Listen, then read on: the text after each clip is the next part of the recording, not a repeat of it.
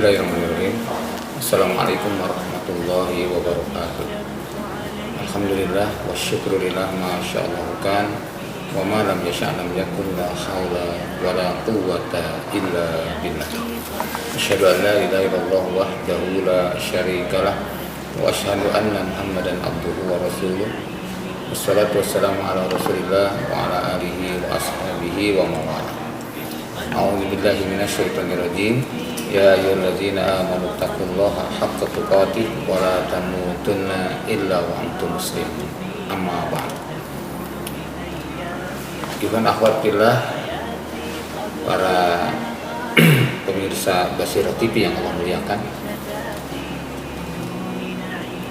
Kalau kita melihat kondisi hari ini, betapa umat Islam dalam kondisi yang memprihatinkan, terutama adanya konflik antar golongan, konflik antar kelompok, atau konflik antar madhab misalkan. Nah, ini semua tentu menjadikan lemahnya umat Islam, karena seringkali kita dengarkan bercerai kita runtuh, bersatu kita teguh, bercerai kita runtuh. Nah, oleh karena itu kita melihat dari salah satu hadis Rasulullah SAW yang mengingatkan kita akan bahayanya dengki.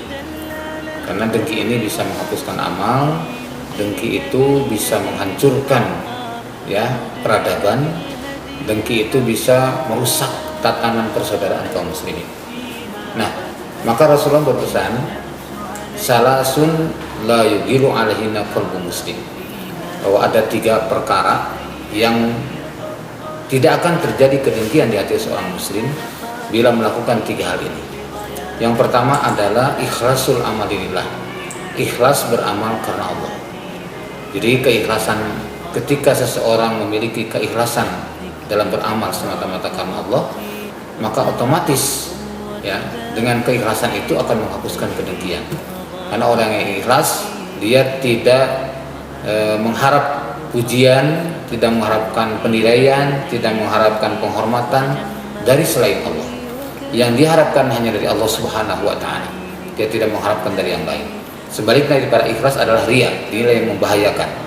Maka Fudail bin Iyad memberikan kriteria riya itu adalah seseorang yang beramal karena manusia. Yang kedua adalah beramal karena Allah plus karena manusia. Yang ketiga meninggalkan sesuatu karena manusia. Itu namanya riya. Maka kita tidak boleh melakukan semua itu. Lakukanlah semua dengan keikhlasan. Wa ma umiru illa liya'budullaha mukhlishina lahuddin. Tidaklah diperintahkan untuk beribadah kepada Allah kecuali ikhlas di dalam melaksanakan agama ini. Ini yang pertama. Jadi ikhlas karena Allah di dalam beramal. Yang kedua, wa munasahatu aimatil muslimin, atau munasahatu ulatil amri, menasihati imam muslimin atau ulil amri. Ini menunjukkan bahwa karena kita diperintahkan untuk menghindari dengki, untuk menghilangkan dengki itu dengan menasihati imam, berarti otomatis imamnya harus ada. Maka dalam kaidah usul berlaku ma la yatimul wajib illa bihi fa huwa wajib. Tidaklah sempurna suatu kewajiban kecuali dengan hal tersebut, maka hal tersebut menjadi wajib. Tidak bisa kita melakukan nasihat kepada imam atau kepada ulil amri kecuali harus ada imam atau ulil amri tersebut. Kalau tidak ada, tidak bisa menasihati. Maka dengan ini menjadi satu kewajiban bagi kaum muslimin untuk mewujudkan kehidupan berjamaah dengan adanya seorang imam di tengah-tengah mereka yang dibaiat. Maka inilah yang kedua, untuk menghilangkan kedengkian. Yang ketiga adalah waluzumi jamaatil muslimin, menetapi jamaah muslimin. Jadi yang ketiga ini sebagaimana yang dipesankan oleh Rasulullah SAW, bahwa di akhir zaman akan terjadi satu peradaban yang fluktuasi, naik dan turun, baik dan buruk. Bahkan Rasul memberikan satu kondisi yang paling parah, yaitu akan munculnya du'atun ala abwabi jahannam, akan munculnya para penyeru kepada pintu-pintu jahannam. Nah, dalam kondisi seperti itu, Hudzaifah bin Yaman sampai bertanya kepada Rasulullah SAW, ya Rasulullah, sifkum lana, sifatilah mereka bagi kami. Artinya untuk ditunjukkan seperti apa gambarannya. Karena Rasul memberikan satu peringatan, man ajabahum ilaiha qadafuhu fiha. Siapa yang menyambut seruan dai-dai tersebut, para penyeru tadi, maka dia pun akan dilemparkan ke dalam jahanam. Maka Hudzaifah bin Yaman bertanya, sifatilah mereka bagi kami ya Rasulullah. Maka kemudian Rasul menjelaskan, hum min jildatina wa yatakalamuna bi alsinatina.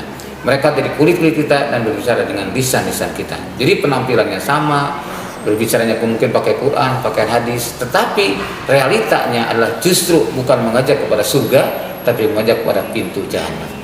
Nah, dalam seperti inilah Rasul ditanya oleh Hudzaifah bin Yaman, "Ya Rasulullah, pama ta'muruni in adrokani zalika?"